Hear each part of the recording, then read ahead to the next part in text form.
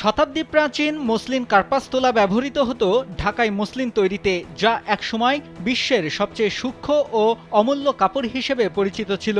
তবে সময়ের সঙ্গে সঙ্গে এই ঐতিহ্য হারিয়ে গিয়েছিল।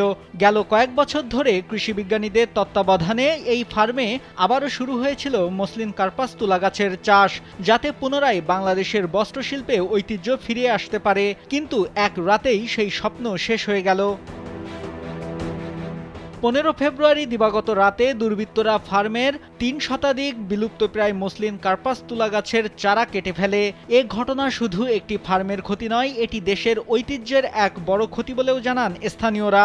দ্রুত দোষীদের বিরুদ্ধে তদন্তের মাধ্যমে ব্যবস্থা নেওয়ার কথা বলেন তারা। স্যান্ডেলিনা সো, রূপচর্চায় আভিজাত্য।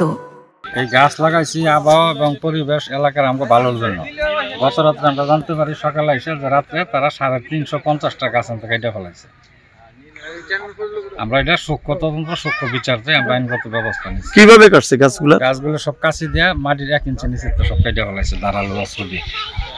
গাজীপুরের পলসোনা গিলারটেক এলাকার স্মার্ট অ্যাগ্রো ফার্মে এ ঘটনা ঘটে। অভিযোগের তীর স্থানীয় কয়েকজন বাসিন্দাদের দিকে দিয়ে ফার্মের ম্যানেজার বলেন, জমি নিয়ে বিরোধের জেরে এমন ঘটনা ঘটতে পারে। এই গাছ কোথাও খুঁজে পাওয়া যায় না। এটা শুধু ফার্মের না, দেশের ক্ষতি বলেও জানান তিনি। এই গাছের আপনি চিহ্ন খুঁজে পাবেন না কোথাও।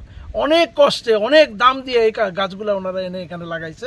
এই গাছগুলোকে রাতের আধারে শুধুমাত্র এই হিংসামূলক ইসে এবং শত্রুতার বশতে এই জিনিসগুলো করে ফেলছে। এটা একটা পরিবেশের ধ্বংস তো অবশ্যই, একটা কলা গাছ কাটলেও কিন্তু পরিবেশের ধ্বংস। আর এটা একটা বিলুপ্ত প্রায় গাছ এবং একটা বিলুপ্ত প্রায় কারুশিল্প, বাংলাদেশের যে একটা শৈল্পিক কার্যক্রম এবং যেই ঐতিহ্যকে বিনষ্ট করে দিচ্ছে তারা, এবং এটা একটা স্বপ্নের বিনষ্ট, এবং এটা একটা কত বড় ক্ষতি এটা আমি আপনাকে বলে বুঝাইতে পারবো না। এটা এই ক্ষতির পরিমাপ টাকা দিয়ে বিচার করা সম্ভব না। এই প্রকল্পটি বাংলাদেশের তুলা উন্নয়ন বোর্ডের ঐতিহ্য পুনরুদ্ধারের একটি বড় উদ্যোগ হিসেবে দেখা হচ্ছিল। ফার্মের অন্য কর্মকর্তারা বলেন, এই গাছগুলো প্রকল্পের জন্য খুবই গুরুত্বপূর্ণ ছিল। গাছগুলোতে তুলার ফলনও আসতে শুরু করেছিল, কিন্তু দুর্বৃত্তরা এক রাতেই সব শেষ করে দিয়েছে। তারা এ ঘটনার বিচার চায়। একটা বিলুপ্ত প্রায় জাতীয় সম্পদ আমরা পুনরুদ্ধারের চেষ্টা করেছিলাম।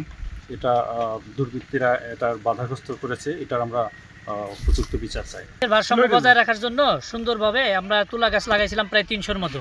এই তুলা গাছগুলা আমাদের কিছু গাছে তুলা এবার আসছিল অলরেডি, কিন্তু গতকাল রাতে দুর্বৃত্তরা এই গাছগুলা কেটে ফেলছে রাতের আধারে। আমরা দেখতে পাই না কে কাটছে না কাটছে, তবে যেই কাটুক এটা এদের আমরা দৃষ্টান্তমূলক শাস্তি চাই। এ ঘটনার পর ফার্মের কর্তৃপক্ষ থানায় সাধারণ ডায়েরি করেছে। থানার ভারপ্রাপ্ত কর্মকর্তা আলী মোহাম্মদ রাশেদ বিষয়টি নিশ্চিত করে বলেন, তদন্ত শেষে আইনগত ব্যবস্থা নেওয়া হবে। কার্যক্রম চলমান আছে, কোনো আটক নেই। মসলিন কাপড় বাংলাদেশের ঐতিহ্য।